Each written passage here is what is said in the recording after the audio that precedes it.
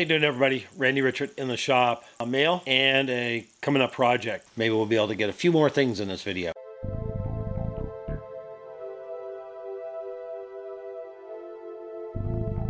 I just got back from my fishing trip, and actually the other day get live stream stuff set up, and I did a couple tests, and I think I got that pretty much sorted out. I have a new webcam coming and a deal so I can hook up my DSLR also. So we'll see which one works better as far as live stream stuff goes. But the big thing was live stream worked from the shop actually, and it wasn't too bad. Good video quality, it looks like. Good sound. Maybe dropped a few frames here and there, but not too bad, which is kind of remarkable. I didn't think it would work that good. So I'm pretty happy with that. My plan is I pick up Mr. Pete a week from today, and I pick him up a week from yesterday. I'm sorry, yesterday. So this coming Wednesday, the 21st, I think that is. Anyway, so I'll pick him up in San Francisco, bring him back to our place, and we'll hopefully on Thursday we'll be able to do a live stream from the shop, so everybody can ask Mr. Pete questions live and stuff like that. He has never, I don't think he's ever done any live stuff, so hopefully this will be his first time doing some live stream, and be able to talk to him firsthand, and you guys can ask him questions and stuff right then. And I have some questions to throw in there even. So I think we'll have a good time doing that. We'll do it last as long as it's going to last, and just stay tuned for a announcement. I'll do a schedule thing as soon as I work out the details with Mr. Pete, and I'll get a schedule up as soon as possible of when we'll do a live stream. But it will be on. It will have to be on that Thursday. So, stay tuned for that. Show you some mail I've gotten in the last few weeks. But also my fishing trip was very successful. We had a great time. Lots of folks in camp. One big thing was a viewer and his son, Tom Eisen and Rob Eisen. They came out from Tennessee to go fish with me and stuff, and we had a great time. He was there the whole time, and he was able to do some stuff I think that he's never done before. So we were in a drift boat a lot of the time. I got Rob in a pontoon boat on the river, and Rob, I think, really enjoyed that. It's pretty much Rob's first time fly fishing, kind of. Well, I think he's fly fished before, but not very much. And so he was catching big fish. We were catching fish from about 22 inches, 23 inches, down to small. A very small one would be 10 inches or so. But most of all the fish average in the 15, 16 up to that 22, 23 range. And actually we did pretty good. We caught quite a few fish in the over 20 inch range. We did really, really well there. So everybody was really happy, everybody in camp. We had over 20 people at dinner, and we just generally had a great time. A lot of family members were there. My two brother-in-laws and one nephew. My two girls and their families showed up. Husbands and all the grandkids came, and for at least a few days. And my wife's cousins came, and aunt and uncle came down, and I even Don Cossett even came down for a visit. And then we had a kind of a new guy that was there we never met before, and he was right central-wise to where all the rest of us were camped, so we became friends. Chris Woods, and Chris joined us in a lot of fishing stuff. I got Chris down the river. He'd never been on that section of river. I put him in the drift boat one day with me and stuff, and he was able to do a float, and took him to the Indian side the river one day, and we were able to do a little fish over there. We did pretty good. So it was a really fun time at fish camp this year, and a lot of fish caught. I'm going to try to get some photos in this video of some of the fishing, or some little short video clips. Let's look at the mail and show you that project I need to do. Tom up in Bangor, Maine sent me, oh, I had more stuff in there. Oh, I gotta set that stuff aside. Sent me something that he used to make a lot of, and I think he used to sell them. But he sent me a very nice wood mallet that he made. Springwood Industries, Bangor, Maine, is on there, and this is a really nice. There's a slight angle face, so when you're coming down on something, it pretty much hitting flat. Made of maple from Maine, I'm sure, and a nice handle, and just a beautiful mallet. For woodworking, especially hitting chisels and things like that, and pieces of, getting joints together and things like good stuff like that. So thanks, Tom. That is a very, very nice mallet. Thank you. I'll put it to use in the woodworking tools. This is from Stephen Lang. Now, Stephen has a channel, and of course, links to anybody's channel will be in the description. Let's get this open. So I've been trying to collect octagon tool steel. I've been working on this for a few years, actually, and this is hard to get good stuff, and with nice clean edges that aren't worn. These are star drills. A lot of star drills were made with octagon stock back in the day, and this stuff is next to impossible to buy. If you do find to buy it, there is an outfit in Europe somebody sent me a link to, but it's really expensive, and it's just not worth it unless you're going to do mass production of something. But I only have I have just a few things I want to make, but originally the items were made from octagon stock, and so I want to reproduce that. And a few people have sent me some stuff and some material, so I have some little bit bigger stuff. But Steven sent me some smaller stuff, some 1/4-inch octagon 3-star drills in great shape, actually nice, pretty crisp edges. They aren't too beat up or anything. So I want to thank Steven for passing these on to me. I hope to get to that project very soon, maybe this winter. I should have enough materials gathered. Another channel, kind of new on the scene, I've talked about them before, is Active Atom. They sent me some channel stickers. They got their new stickers and a little Active Atom sticker set, little note, and stuff. So thanks to Lance and Patrick over at Active Atom for sending me stickers. Now, they sent me a couple other ones, and I already put them up on my board, or I put them on my toolbox, I think, actually, on my new toolboxes. Oh, that's what I need to show you. So this is actually 2 stickers, a little one and a big one. So thank you, Lance and Patrick. Be sure to check out their channels. And they don't make watches, at least they're not yet, and they do small precision work. And they're fixing up machinery and small precision stuff. So please check out Lance and Patrick over at Active Atom, and there'll be a link in the description. And then they have Everett Faulk. Now, Everett's up in Canada, and he has a channel, and it's Everett's Workshop. He does all sorts of stuff too, machining and a few other things, and he's working on a shaper right now. He's restoring. So Everett sent me a couple little note, and he sent me a couple of his stickers too. So check out Everett up there in Canada and stuff. He does good work. So thanks again, Everett, for sending me a couple stickers. This is from James Dedman. James is back there in North Carolina. I think it's North Carolina. That's what I want to say. North Carolina. And James sent me a couple of oil cups he makes up, kind of no spill oil cups. Snap there, and I think this thing just pulls out. This is made out like an old pill bottle or something. That's pretty cool. Good idea. Makes a nice little cap there. And threw in a couple brushes.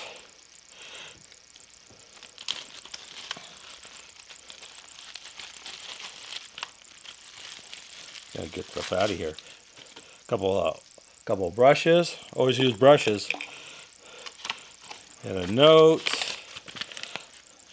So his channel is Saw Logs Plastic Hubs, and he sent me a few of his channel stickers. There we go. And James is retired from machining work, and he now has his own little machine shop at home, and he's doing some interesting things there. So if you're looking for machining content, check out, Active Atom, Everett's Workshop, and James's channel, Saw Logs Plastic Hubs. Thanks, you guys, for sending me that stuff. One more item. This came from a Tangent Engineering company, Jim Ennis, and he sent me a large wheel for my milling machine. Nicely packed, and he makes these up. Now, I would guess that he buys the actual wheel itself. Looks like a steering wheel, and it's kind of cushiony, grippy grip on there. And he makes up the adapter, I believe, to go on your milling machine. Now, thank you, Jim, for sending this on, and we'll get it on the machine soon. Pretty nice, very nice, actually. Small project I have here. Now, I had an issue with the bore on this hand wheel. This is a hand wheel off my surface grinder to raise and lower the spindle, and it has a mechanism here for a dial, and this was all gummed up and sticky anyway. So I disassembled it and machined out the hub portion of it. Now this all mounts on this hub piece right here, so I made a new aluminum one right there, and it's all one piece, and made it so it fit, or machined this out, bored this out, and so this pressed in and Loctite retaining compound. So now it has a new hub in here, and then I've reassembled this. Not real big deal machining wise. It was pretty simple to do and design up. And this has a recess so the nut sits down in here. But what I have to do now is I need a keyway in there, and the shaft has a Woodruff key in it. So what I need to do is I'll put a keyway in, and I didn't have a broach in my set, so I have one of the large sets, I think they call it, and it didn't have the 3/32 broach in this set, and I've made several extra bushings for weird sizes of shafts or keyways I have had to do, and so I've had to make several of these bushings and such. So they're just kind of sitting in here. So I need to make a proper box for that. So what I thought I'd do is, I need to make a bushing, because this is also a kind of an off size. It's like 4.437. It's just under a half an inch. So I didn't check. Maybe it's actually a metric. So I didn't check. But what I'll do is, this is a piece of 4130 pre-hardened material, and I'm going to take this piece of scrap here and turn that into a broach. And I'm going to show you the fusion side of this, because this is kind of interesting, because you may have to make more than one of these at any any project or stuff like that. So what I did is I made a fusion model that I can just go in and change a few numbers, knowing the bore size and a few numbers off of a broach, and it will basically change my design automatically just by typing in a few numbers, and produce a drawing for that new bushing. And I want to show you that in Fusion. It's a pretty handy feature in Fusion to use if you're doing something where you just need to change a few numbers, and then that part will work for something else, So especially like with the tool holders for your toolbox or things like that. So we'll get on this and show you how to do that. It'll be kind of an interesting thing. Anyway, There we go. Now, quick thing to show you what I did with my Harbor Freight toolboxes. The toolboxes are just sitting here on their wheels, and I just pushed them all together. I took the handles off and just scooched them all tight together. The top here is about 1 5/8 thick plywood. It's veneered on the top with maple veneer, and has solid maple on the front edge and on the backsplash and end here. This came out of the house about 6 years ago, and I just kept this as a maybe possible workbench top or whatever, and here now I found a use for it as a top. So that's what's sitting on here, and we're going to put this vise on here. I think this is a Wilton, made in the USA, a Wilton vise, but it's pretty cool. It has a swivel base, and then it also swivels like this. It can tilt up at any angle. So it's kind of different, and it was an eBay find. I got it dirt cheap, so what the heck. And it needs new jaws. I need to make some new jaws, proper jaws. These are just aluminum flat bar. So we're going to mount that on here. It'll be a nice vise to have over here, nice and adjustable and not too big. The boxes on the top. This was my grandfather's machinist box. We're talking pre-World War II. So I have it up here, and I have tools that my grandfather made, tools that my father made when he was a machinist, and things like that in here. A lot of his tools, their tools, and a few things I maybe probably have added too in here. Yeah, new Starrett rule and stuff in there. So a few things, but it's pretty cool, pretty good shape. I've had to work on it a little bit over the years, but it's pretty nice. This one here is the one stickers coming off of Kennedy. I picked up on eBay. Great shape. I have very little in it right now, but I'm going to be able to put some stuff in that. But I needed a place for it, so that's there. And then another smaller Kennedy one down here that I have some stuff in it, some end mill stuff, but I'll be putting more stuff in that too. So those are available. I have a couple things sitting up here of my digital. Well, it's kind of a special digital height gauge. I think I showed that, and this is one I cut down. It was a vernier height gauge, a Starrett one, and I cut it down, and I made up a mount, and I put on a electronic dial indicator, and I use this for making the dovetails. Now, this is pretty slick. I can set a number, and then it will directly tell me how much more I need to mill off to final dimension. Directly read it, so I can take the measurement, and I know exactly how much. No calculating, and so this works extremely well. Very, very good. And over here, I have another. This is my other height gauge. I just keep bags on them, keep them clean and dirt. This is a Mitutoyo dial height gauge. Great shape. It's old, but it works really well, and I like using this. This is pretty nice. And then I also have sitting up here a Mitutoyo. This is another Mitutoyo comparator stand, and I do a few things to it, but made a new knob for it and stuff. But it works really well, and I made a taller bar for it. It was a really short bar, so I have a nice federal indicator in here with the handle on it, which is nice, and this is all flexure jointed for adjustments. So that's a nice unit. So I have these all sitting up here. I'll just go through a little bit real quick what's in the boxes, because what's in the boxes now may not be what's in the boxes next week.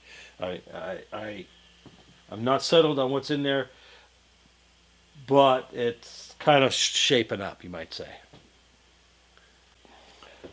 So this whole box is kind of devoted to measurement or metrology and layout and that sort of thing.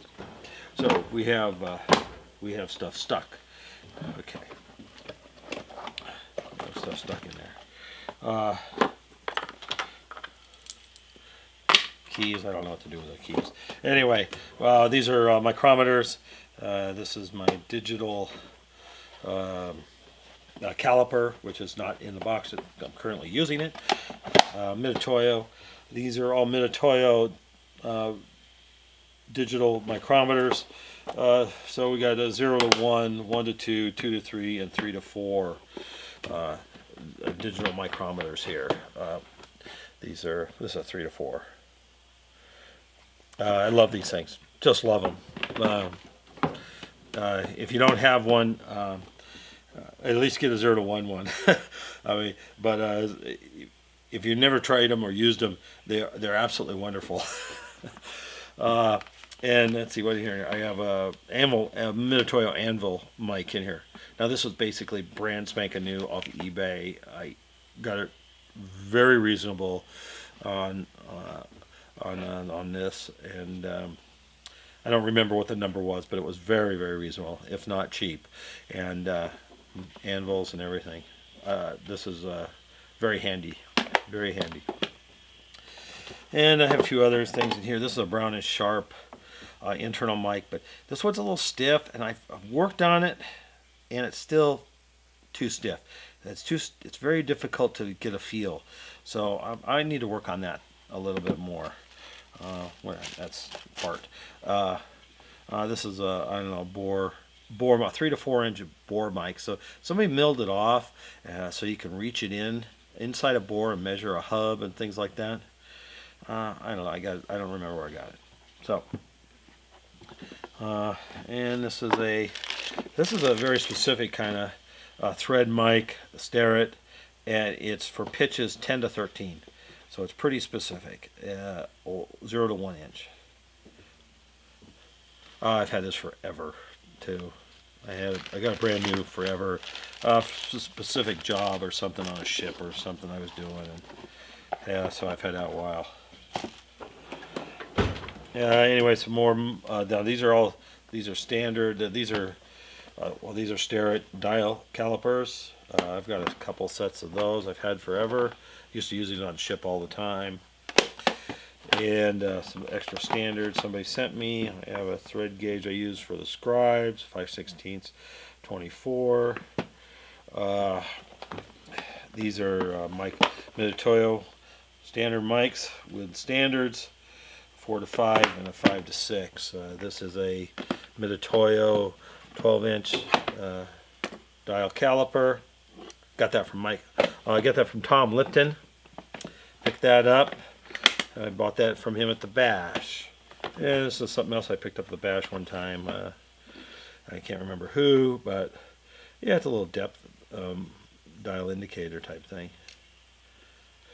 It works good though. It works good.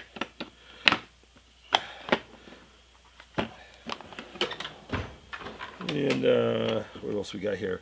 This is a Everitt blade mic, another eBay find.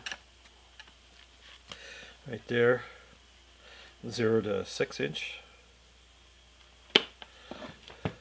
Another depth mic right here, a little Brown Sharp one, and you would set it at these little notches.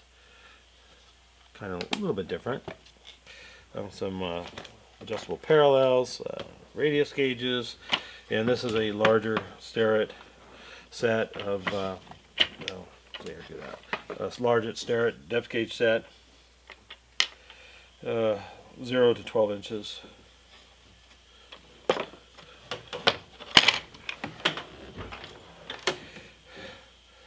Oh, I have a couple planer gauges in here, a metric dial caliper, some more.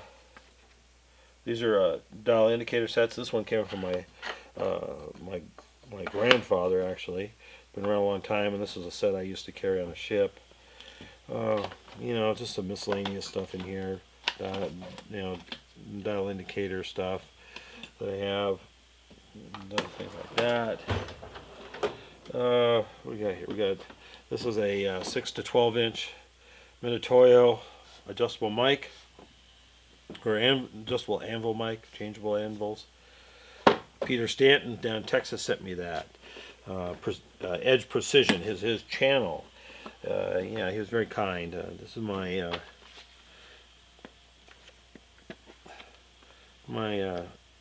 test indicator, my Intrepid, or Intrepid, however people say it. Test indicator. This is a Starrett vernier height gauge, a little one. Very nice condition. I've used this quite a bit actually. Very nice. Here we have more dial indicator stuff, some machinist Fowler machinist squares, my machinist jacks. I have a proper place to live from the boys up in Canada.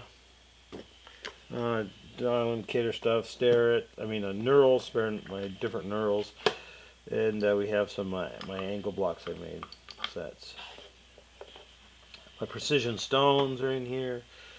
Some just spare dial indicators and stuff. Some a bunch of boring bar stuff. My gauge blocks are sitting in here. My Minotoyo micrometer stand, and transfer punches and screws, and more punches in these 3D printed boxes, and spare batteries. My screwy balls, which I need to make things for. And we have some 5C collets is laying in here. This is spares. Yeah, 5C collet fixture. That's a Chinese one. And this is a Starrett, brand spanking new. I doubt it's ever been used. Deflection gauge. I used to use one of these on the ship all the time. I knew exactly what it was when I saw it. Brand new, and I got it dirt cheap at the bash. Somebody brought it to sell. So that was a pretty sweet deal. I had to have one. That's all. I'm not sure what I'll use it for, but I had to have one. So I have one. Actually, it's missing the one rod here. The short rod is in here, and then this one is missing for some reason. But I can always make one. Anyway, that's that one. We'll take another look here. I'll go a little faster here. That's pretty slow. So this is basically Aviation Tools. So we got screwdrivers and Allen wrenches in here. Some small wrenches sets, and offset screwdriver sets, a tap and die set. I'm spilling the razor blades all over. Razor blades come in very handy for scraping fine surfaces.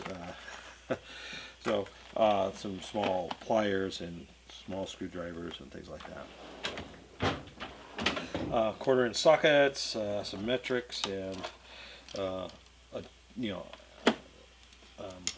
universal jointed sockets, screwdriver sockets, Allen wrenches, and deep, and the whole set here. The quarter-inch is deep and short, and some oversized sockets.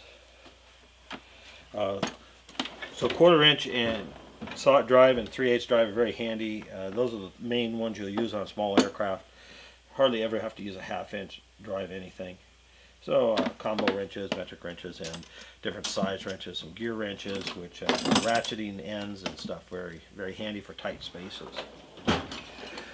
What else we got here? Here's all the 3/8 stuff again, and a little bit of 1/2 inch stuff. These are pretty handy here. You put a 1/4 inch socket, or even anything that will fit a 1/4 inch drive, and you can reach in someplace and turn and get something, right? Now I have another one of these, and it's a flex head one also. It's in the other box right now. But both very handy for working on aircraft. Reach in someplace. Very, very tight quarters, very, very tight to get to things. So this is like 3/8, and crow's foot, or having a set of those is just very, very great. And speed handles. A lot of people don't use speed handles, but I tell you, if you work on an airplane, you better have a speed handle, because there's a lot of good uses for these, especially getting out tough screws. Put a Phillips drive on there, and you can really put some pressure. That's what I have, like this one here. Well, I was using this with a 1/4 inch, but put a Phillips drive bit in, and you can really get the gronk on to get a screw out. More specialty tools. These here are cylinder wrenches to reach around, put a 1/2 inch drive in there, and you could reach the cylinder nuts at the base of the cylinder and get those off. I have different ones for those, different sizes and such. And sheet metal tools and files and drills and torque wrenches. Gotta have torque wrenches. And that's a box of little files. Nice little 3D printed holder. And some long drills and things like that. And some more punches and hammers and retaining ring pliers and some more sheet metal specialty stuff. Things like that. And what do we got? Another big torque wrench. And air tools, drills, air ratchets, and a set of air shears, a couple of specialty tools, some wire wheels, things like that.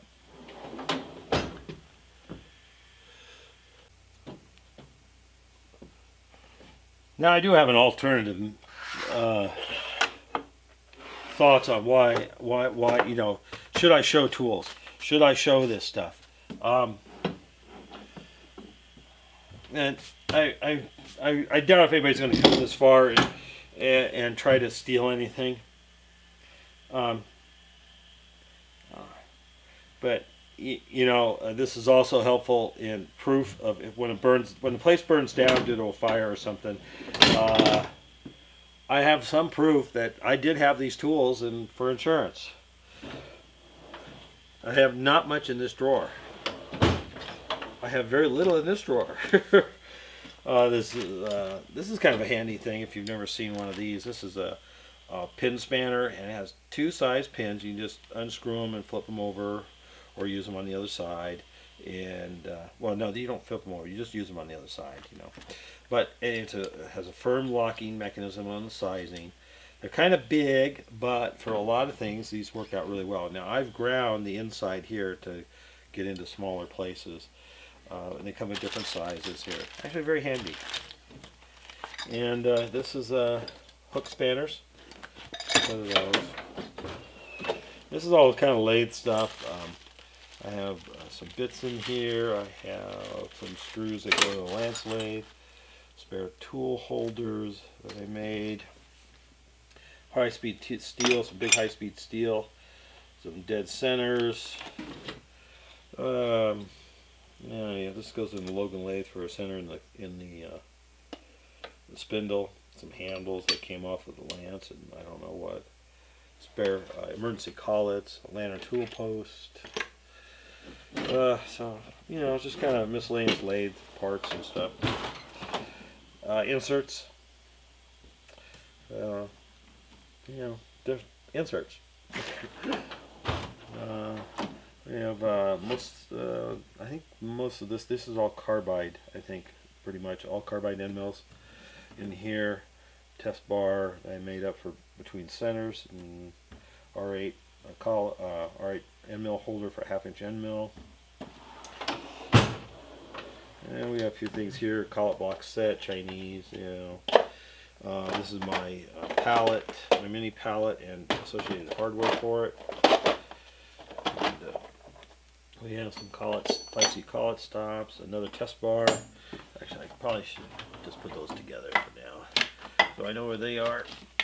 Test bar. That's for this one. You put in the chuck to check your spindle headstock alignment. Oh, we have here. This is my tramming gauge I made. Pretty easy to make, and a little block for calibration. This is a little block for a Starrett 675A. T-slot. You can mount different things for using on the surface plate for measuring or gauging things. It's all cast iron, great shape. It was new old stock actually. More inserts. More. These are high-speed steel end mill stuff and specialty cutters, dovetail cutters, T-slot cutter, things like that. Some parallels, some bell centers. My fireball tools, squares. I have a set of small ones, and this is a collet chuck here. If you haven't seen one of those, it has number 2 Morse taper. You could also use it in the tailstock even. And down here, high-speed steel end mills, high-speed steel, tool bit steel, and such here. So this is kind of a lathe. So far, lathe oriented. It might end up with having some milling things and milling in here. So. And then there you go. There's a little bit of a toolbox tour, which I wasn't expecting to do, but I did anyway. So I hope you guys like that. I know people have wanted me to do that for a while. There's a red toolbox down at the end you might have saw, and that is a 2-tier Craftsman, and that is your more mechanics type tools, screwdriver, wrenches, hammers, things like that. That is turned the other way, so it has easy access when I have the doors open and I'm working on something out there on the concrete or car, whatever, and it just makes it real easy because it's turned right there. It's easy to get to. I use those all the time. Other than that, that's about it. Thanks you guys for watching. Please subscribe, very important, and click that notification bell so you get notified of when I put a new video up. It's that little bell next to underneath the frame of the video, right? That way you'll get notified when a new video comes out and things like that. I plan on doing hopefully more live streaming. I did those tests the other day, and that worked out pretty good. I have a new webcam coming and something to hook up my DSLR with, so hopefully I'll be able to get better set up for live streaming, and there'll be some more video content for you. So thanks you guys again. Thanks for watching. Thanks for subscribing, and click the notification bell, and we'll catch you in the next one.